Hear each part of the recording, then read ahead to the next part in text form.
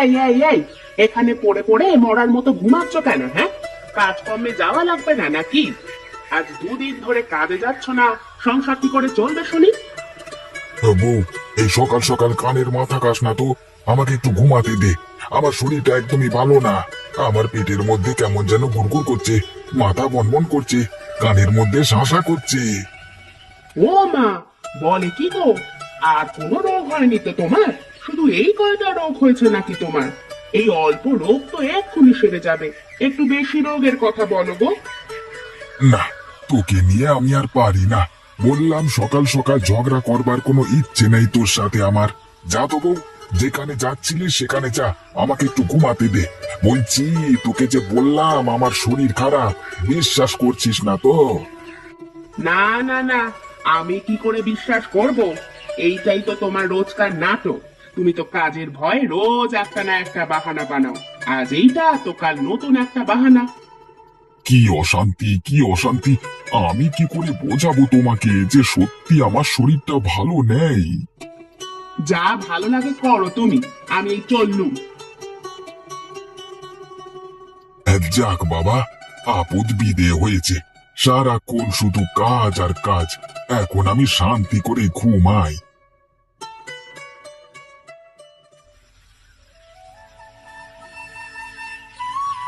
আরে মা, কেমন আছো মা? আজ কতদিন পরে আসলে আমাদের বাড়িতে। এসো এসো, ঘরের মধ্যে এসো। ভালো আছি রে মা, তোকে খুব দেখতে ইচ্ছে করছিল, তাই চলে আসলাম। আর এইদিকে একটু কাজও আছে, তাই ভাবলাম একেবারে সব কাজ সেরে যাই। ভালো করেছো মা, এসো এসো, ভিতরে এসো।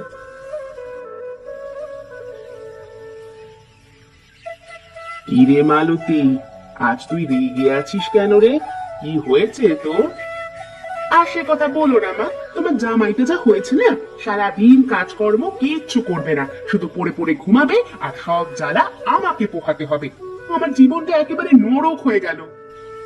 আরে কিছু বেটা মানুষ এমন একটু ভবঘুরে স্বভাবের হয়।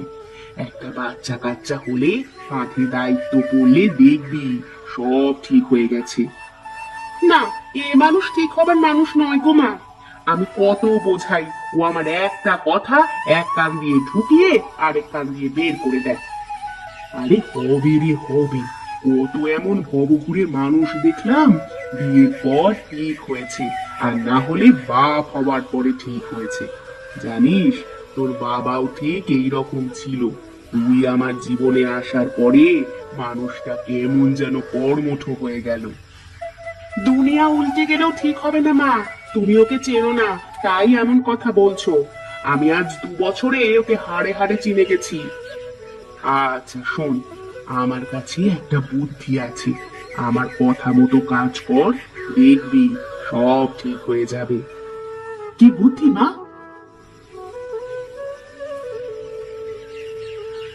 আমার কথা মতো কাজ করে দেখ মা, সব ঠিক হয়ে যাবে। ঠিক হলে তো বড়ই ভালো, আর না হলে আমাকে সারা জীবন এভাবে পরের বাড়ি কাজ করে সংসার চালাতে হবে। আচ্ছা মা, তুমি বসো, আমি তোমার জন্য জলখাবারের ব্যবস্থা করছি।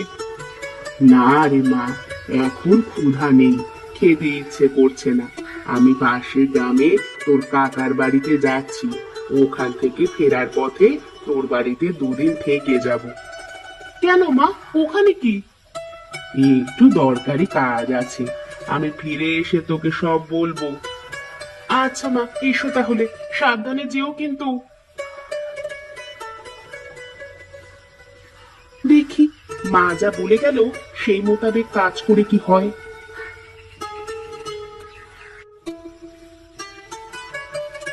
আহা, কি গন্ধ, কি গন্ধ! এত ভালো গন্ধ আসছে চিংড়ি মাছের। তা কোথায় পেয়েছো গো চিংড়ি মাছ কিনে? আমি তো চিংড়ি মাছ কিনিনি বহুদিন। তা কিনবে কি করে বলো?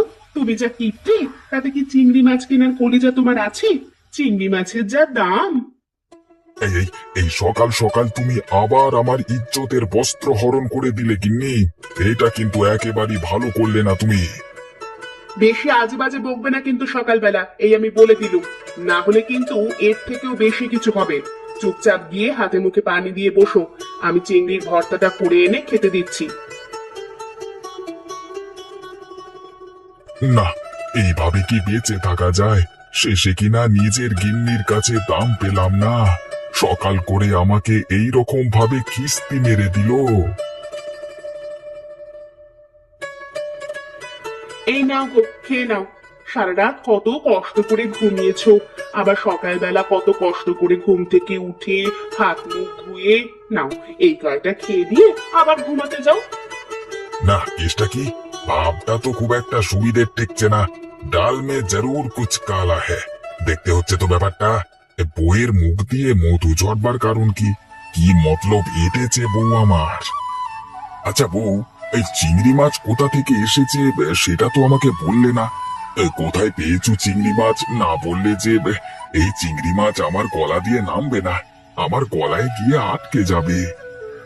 এই শোনো না, তোমার সাথে আমি এতদিন অনেক খারাপ ব্যবহার করেছি, তুমি আমাকে মাফ করে দিও। হাজার হোক তুমি তো আমার স্বামী, তোমার সাথে এমন ব্যবহার করা আমার একদম উচিত হয়নি গো। তোমার কি হয়েছে বলো তো বউ? আজ হঠাৎ এমন করছো কেন? সকালে আমাকে নিয়ে কত খিস্তি করলে, আর এখন তোমার মুখ দিয়ে মধু চড়ছে কেন? আজ সকালে মা এসেছিল, বুঝেছো?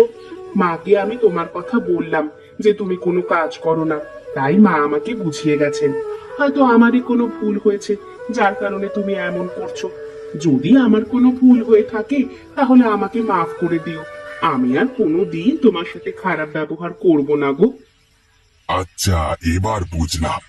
তার মানে মা চিংড়ি মাছগুলো দিয়ে গেছে। তা মা কোথায়? মাকে তো দেখছি না, সে কি চলে গেছে? হ্যাঁ গো, মা পাশের গ্রামের কাকাদের বাড়িতে গেছে।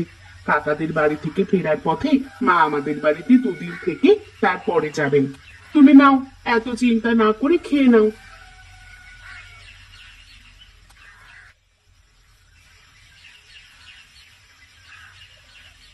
ও হ্যাঁ হ্যাঁ, তৃপ্তি করে খেয়েছি আজকে। একেবারে সেই খাওয়া হয়েছে। এই ভর পেটে খাওয়া দাওয়ার পর একটা ঘুম না দিলে কাজ করা মুশকিল। আমি একটু শুতে গেলাম বউ, হ্যাঁ, আমাকে ডেকে দিও। না না, আমি তোমাকে ডেকে তোমার ঘুম ভাঙাতে যাব না। তোমার যখন ইচ্ছা তখন উঠবে। আমি বাড়ির কাজে গেলাম, আমার অনেক কাজ পড়ে আছে। বাড়িতে উঠোন ঝাড়ু দেওয়া, থালা বাসন মাজা, কাপড় পরিষ্কার করা। আচ্ছা আচ্ছা, যাও যাও, তুমি কাজে যাও, আমি একটু ঘুমটা দিই। আহ।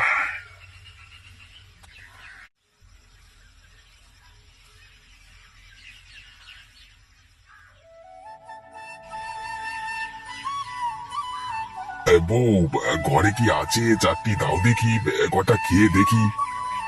এই নাও, বসো, বসে পেট পুড়ে খেয়ে নাও। আজকেও আমি তোমার জন্য চিংড়ি ভর্তা করেছি। কি গো বউ, কালকে সকালবেলায় চিংড়ি ভর্তা করলে, আজও আবার চিংড়ি ভর্তা করলে, তা কারণটা কি বউ? হ্যাঁ, চিংড়ি ছাড়া কি আর কিছু রান্না করতে পারছো না? এই চিংড়ি মাছ কি প্রতিবেলা খেতে ভালো লাগে? ঘরে তো তেমন কিছুই নেই, কটা চাল পড়েছিল, তাই সিদ্ধ করে রেখেছি। আজ দুদিন তোমাকে ভাত খাইয়ে আমি পানি খেয়ে শুয়ে পড়ি, কিন্তু দেখো আজ চালটাও শেষ হয়ে গেল। সব জায়গায় কাজ খুঁজেছি, কিন্তু কোথাও কাজ পেলাম না, তাই তো বাধ্য হয়ে চিংড়ি ভর্তা করেছি। এরপর থেকে সব ওয়াক্তেই এই চিংড়ি খেতে হবে। ও আচ্ছা আচ্ছা, দাও দাও, কটা চিংড়ি ভর্তা দিয়েই খেতে দাও দেখি। এই নাও।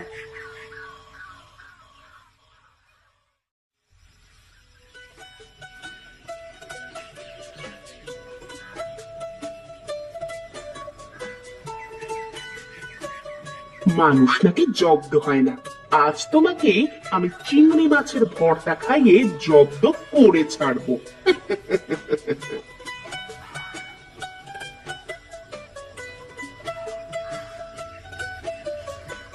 এসেছো তুমি মা? এসো এসো, বসো এখানে। তা মা, বল তোর কি খবর?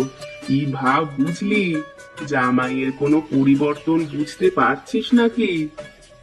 হ্যাঁ গো মা, তোমার জামাইয়ের গায়ে জ্বালা ধরে যাচ্ছে। 2 দিন চিংড়ি খেয়েই উসবি শুরু হয়ে গেছে। আজ থেকে তো ডোজ আবার বাড়াবো। আজ আমি চিংড়ি শুটকি তোমার জামাইয়ের বালিশের মধ্যে রেখে দিয়েছি। সারা রাত ওই চিংড়ির গন্ধ শুকবে। আর আজকে থেকে 3 বেলা চিংড়ি খাওয়াবো তোমার জামাইকে। দেখি এবার তোমার জামাই কি করে। আরে জামাই আর এই চিংড়ির চাপ নিতে পারবে না। মানুষ রোজ রোজ একই জিনিসে বিরক্ত হয়ে পড়ে। হ্যাঁ মা, তাই তো দেখছি। আচ্ছা মা, তুমি ঘরে যাও। ওগো শুনছো, মা এসেছে। ঘরে তো তেমন কিছু নেই, আমাদের দেশি মোরগটা কেটে রান্না করে। যাও যাও, অনেকদিন দেশি মুরগি খাই না। তুমি বেশ ভালো করে জম্পেশ করে রান্না করো তো, আজকে জমিয়ে খাবো। ওগো, মা তো 2-4 দিন থাকবে। মোরগটা রান্না করে একদিনে খেয়ে ফেললে পরে কি খাওয়াবো বলো তো?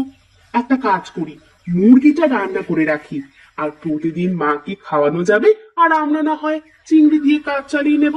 আমি চলি গো, তুমি ওঠো, আমি খাবার দিচ্ছি তোমাকে।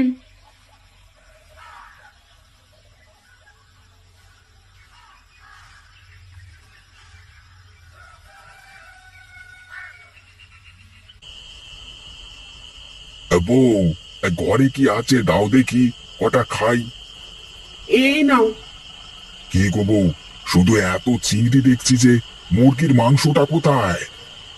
মুরগির মাংস তো মা খেয়েছে, আর একটু আছে, সকালে মাকে দেব। না, এইভাবে আমি সারা দিন এই চিংড়ি ভর্তা খেতে পারছি না বউ।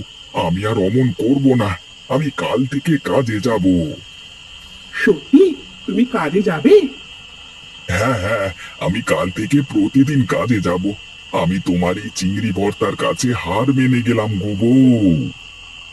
মানুষ নাকি জব্দ হয় না।